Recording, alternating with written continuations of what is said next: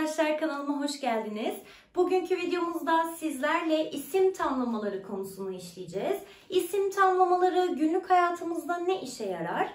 Arkadaşlarım, bir ismin neye ait olduğunu, kime ait olduğunu bildirmemiz için isim tamlamalarını kullanıyoruz. Özellikle belirtili isim tamlaması dediğimiz bir ifademiz var. Nasıl yapıyoruz belirtili isim tamlamamızı? Öncelikle şunu bilmeniz lazım. Bir isim tamlaması oluşturabilmemiz için bize 2 adet isim gerekiyor arkadaşlarım. Bunlardan birincisini tamlayan olarak adlandırıyorum. Bu ifadeleri bilmeniz şimdilik çok önemli değil. İkincisini tamlanan olarak adlandırıyorum. Bizim tamlayan ve tamlanan eklerimiz var. Ve bir isme, ikinci isme özellikle neyin, kimin gibi sorular sorduğumuzda cevap alabiliyoruz. Burada dikkat etmem gereken şöyle bir şey var arkadaşlarım. Belirtili isim tamlaması olabilmesi için neyin, kimin sorularının cevabını verebilmesi için 2 ismin de ek alması lazım. Hangi ekler bu ekler? Tamlayan eklerim ın, in, un, ün. Tamlanan eklerim ise ı, i, u, ü olarak karşımıza çıkıyor. Evet arkadaşlarım, şimdi bu ekleri, isimleri nasıl getiriyoruz? Bunun için bir iki örnek yazalım. Mesela Türkiye, tabii ki yine sondaki ünlünün ses uyumuna göre ek getireceğim. Şöyle bir şey yapmam lazım. Ünlü harflerin sonuna geldiği zaman kaynaştırma harfi getirmem gerektiğini biliyorum. Tamlayanımın kaynaştırma harfi ne? Tamlananımın kaynaştırma harfi ise S olarak karşıma çıkacak.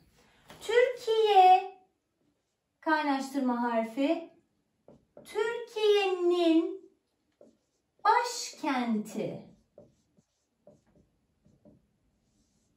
Bakıyorum, 2 tane ismim var. Birinci ismim tamlayan ve tamlayan eki alıyor. İkinci ismim tamlanan ve tamlanan eki alıyor.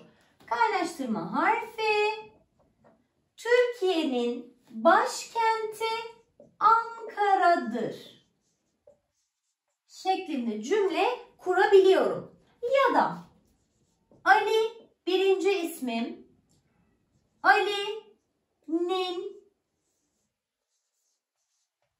gözü mavi. Ne yaptım? Ali tamlayan eki aldı. Göz ismi tamlanan eki aldı. Ali'nin gözü mavi dedim. Bakalım sorularıma cevap veriyor mu? Neyin başkenti? Türkiye'nin başkenti. Kimin gözü? Tabii ki insan olduğu için kim diye soruyorum. Kimin gözü? Ali'nin gözü şeklinde sorularıma da cevap veriyor. Birkaç örnek yapıp videomuzu bitirelim. Evet arkadaşlarım, örneklere başlamadan önce size söylemek istediğim bir not var. Şimdi biz tamlamaları oluşturduktan sonra tamlamalara ismin hal eklerini getirebiliriz. Nasıl? Neydi bizim ismimizin hal ekleri? İ, I, I, U, Ü, A, E, Da, De, Ta, Te, Dan, Den, Tan, Ten şeklinde ismin halleri vardı. Bunları daha önceki videomuzda anlattığımız için şu anda tekrar etmemize gerek yok. Şimdi örneklerimize başlayalım ve cümlenin anlamına göre hangi eki getirebileceğimize bakalım. Öncelikle ilk cümlemiz Ayşe elbise çok güzel demiş. Kimin elbisesinden bahsediyor? Ayşe'nin elbisesi. Kaynaştırma harfi tamlayan eki, kaynaştırma harfi tamlanan eki. Ayşe'nin elbisesi çok güzel. Çanta, iç, ne var? Ne diyorum? Neyin içi? Çantanın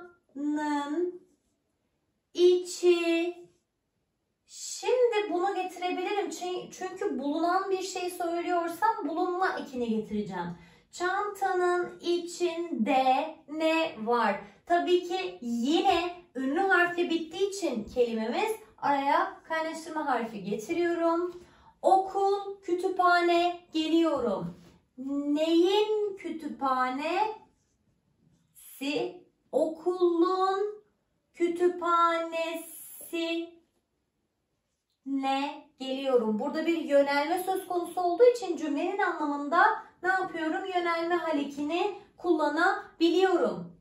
Bu kahve şeker az. Neyin şekeri azmış? Bu kahvenin şekeri azmış arkadaşlarım. Şimdi burada dikkat etmemiz gereken bir durum söz konusu. Tuğçe, ofis yer. Az önce anlatırken size dedim ki bir isim tamlamasında en az 2 isim bulunmalı. En az 2 isim ne demek? Bunun 2'den fazla isimde bulunabilir demek. Şöyle yapıyoruz. Tuğçe, ofis yer. Önce en sona soralım soruyu. Neyin yeri güzelmiş? Tuğçe'nin ofisi yeri güzeldir diyor.